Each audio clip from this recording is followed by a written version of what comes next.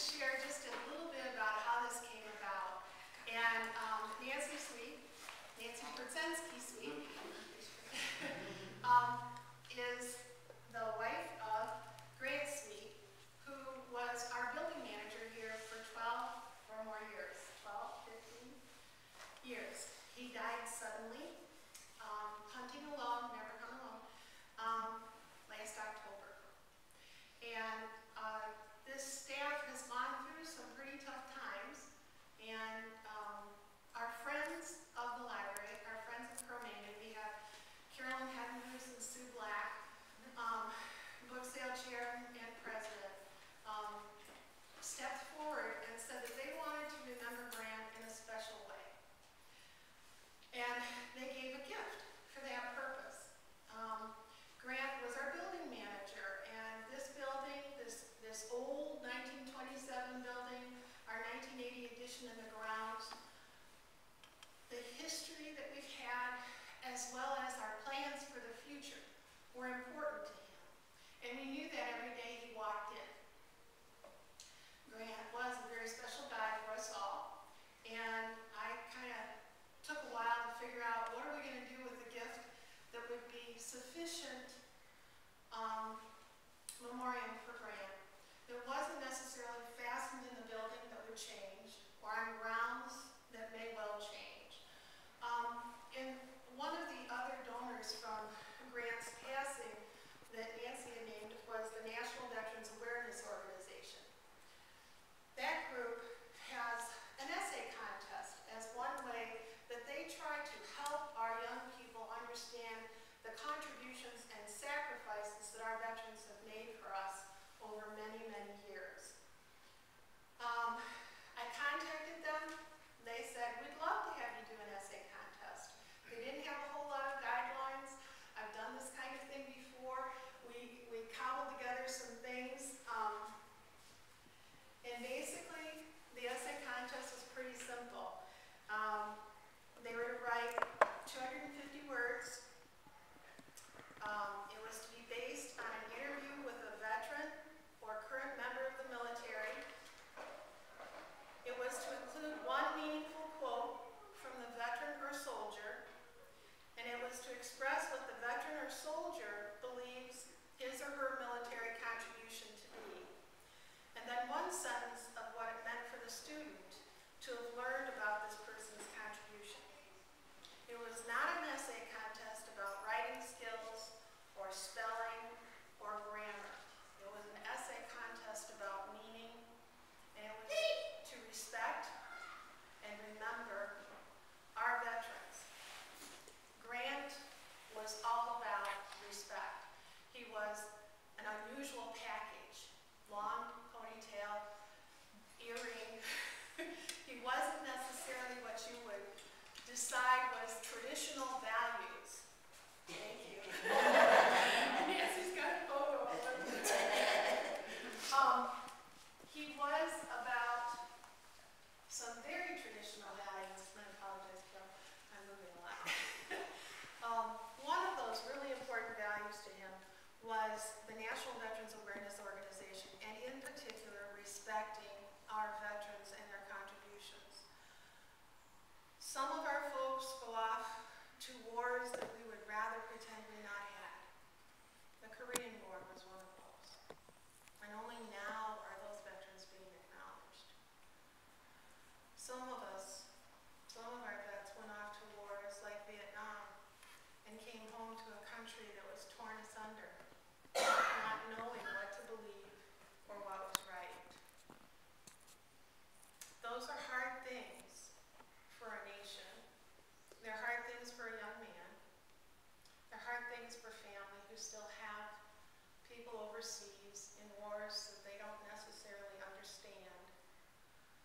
Grant was about respecting that contribution and that sacrifice made by both the soldier or the military person who supports the active duty soldier, as well as their families. And we think that these essays that we're presenting to you today really bring home what that contribution means. We believe that Grant would greatly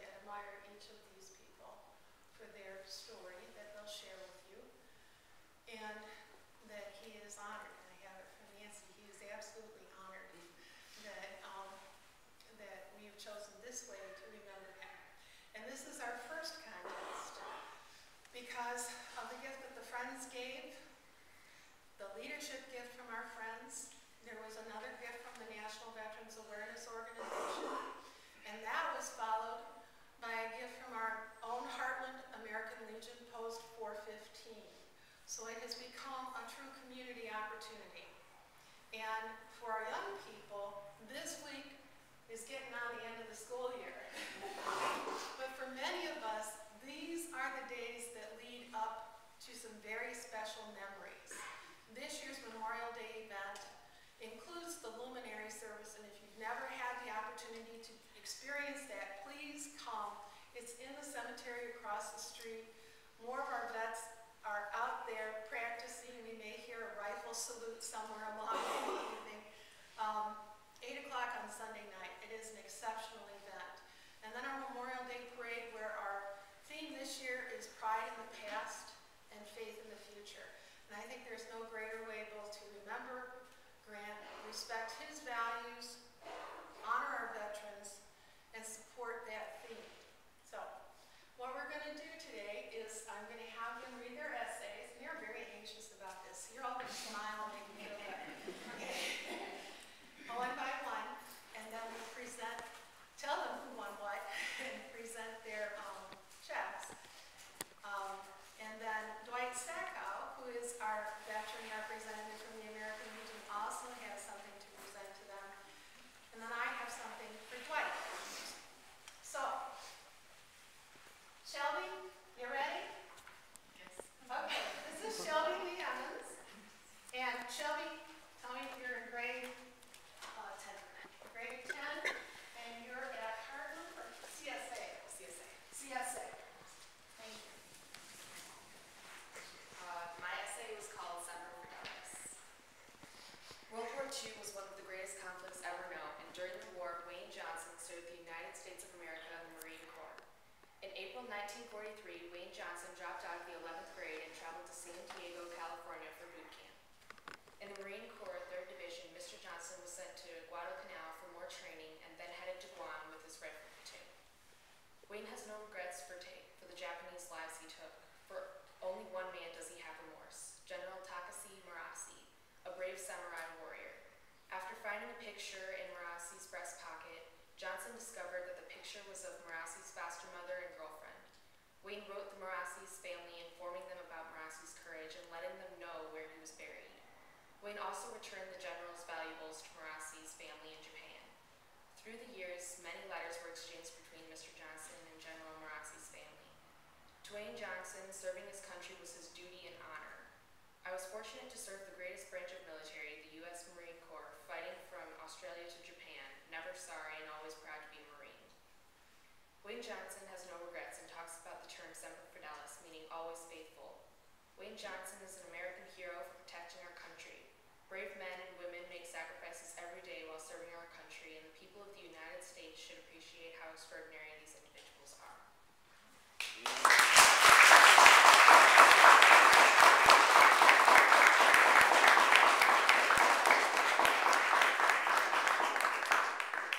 Next we have Scott Holland, who is in grade 11 at Hartland. Yep. Hartland High. All right, my essay is titled MOS 3381 Food Service Specialist. When I first spoke with my grandfather about his military service, I assumed, like many others in my generation, that service to one's country consisted primarily of glamorous heroism as propagated by Hollywood blockbusters. I'd only just learned of my grandfather's service. Previously, I'd only known him to work construction. Hundreds of questions and heroic scenes played in my mind. After what seemed like an eternity of small talk with him, I remember blurting out quite gracelessly that I wanted to know about Korea. All other conversations halted. My mother scolded me, but he said it was all right. After some reflection, he simply stated, I worked as a cook. I met a lot of good people. Aside from that, I can't remember. My guilty heart sank. I'd expected a war hero, but received only a cook. My grandfather passed away in 2009. As I mature, I find myself reflecting on that conversation. I realize now the falsehood of my childhood. Service leaves scars, both physical and emotional, that are best hidden from inquisitive little boys. Service is a sacrifice true heroes make, the sacrifice of safety, comfort, things ordinary Americans take for granted, receiving in return neither fame nor fortune, but honor and pride. With eyes on the future, I realize that I and our nation cannot forget our past and the brave sacrifices made. We can never forget our heroes, even if those heroes are only cooks.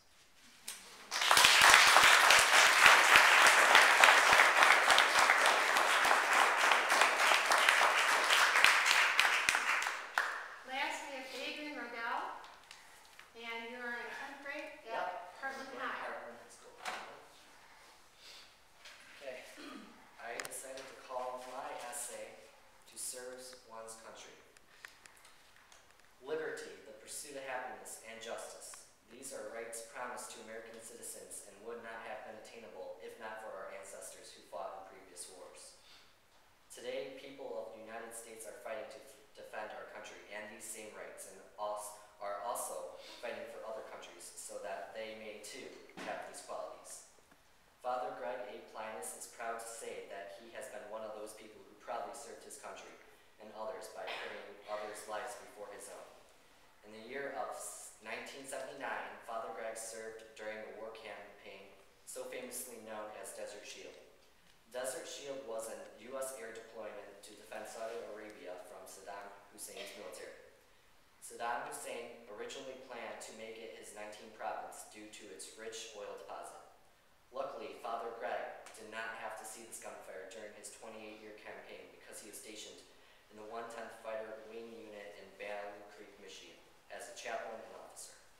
Due to the fact that he was a chaplain, Father Greg wasn't allowed to fly a plane or hold a gun, so he reminded others in the Air and National Guard of their religious purpose. When I asked about how his family and friends felt about him joining the Air Force, Father Greg replied, "They liked the idea and were supportive because my dad served in World War II and the other priests knew I was doing it for a good cause." I then later asked him what it means to serve one's country, and Father Greg replied, "Acting for one's country is to serve its people because they need chaplains too. People he believes show thanks to him for his commitment by going to church and praying, or by saying thank you if they know he has served.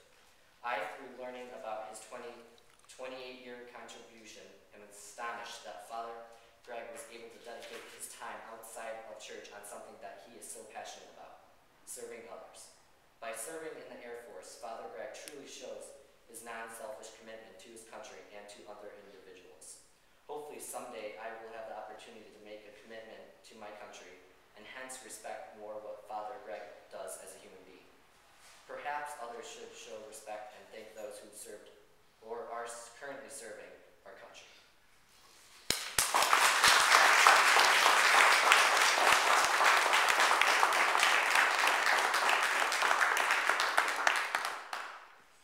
We had 15 essays submitted.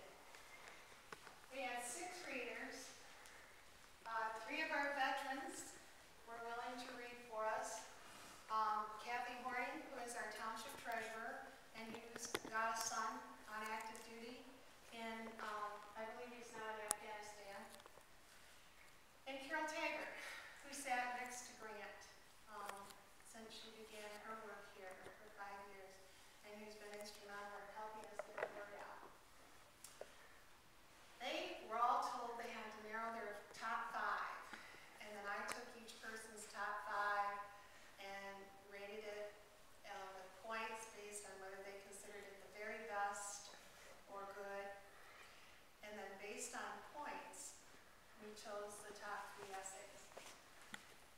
These awards are checks, but they represent both the commitment of our Friends group and the National Veterans Awareness Organization and our American Legion to your future, as well as their respect for the veterans and for Grant. So, Shelby, you placed 3rd.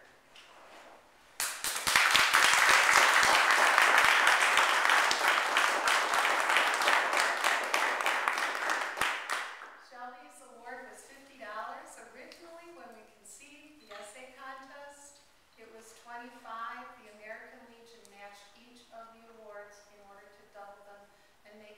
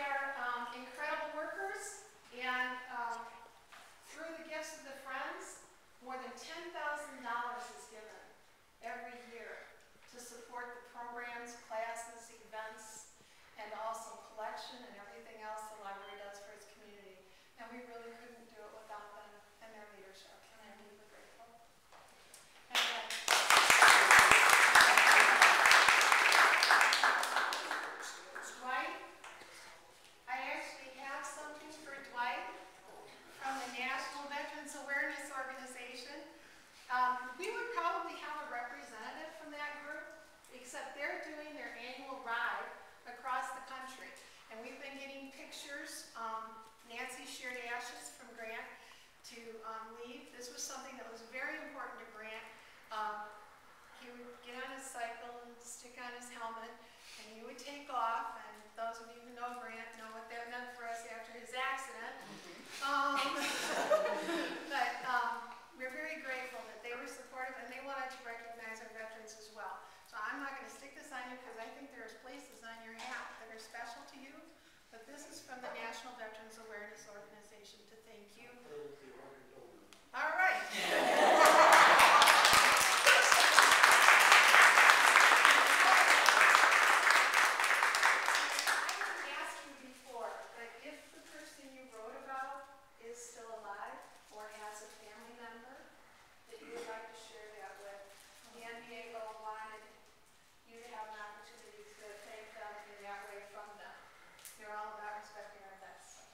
Thank you very much, Nancy, family, Grant's mom,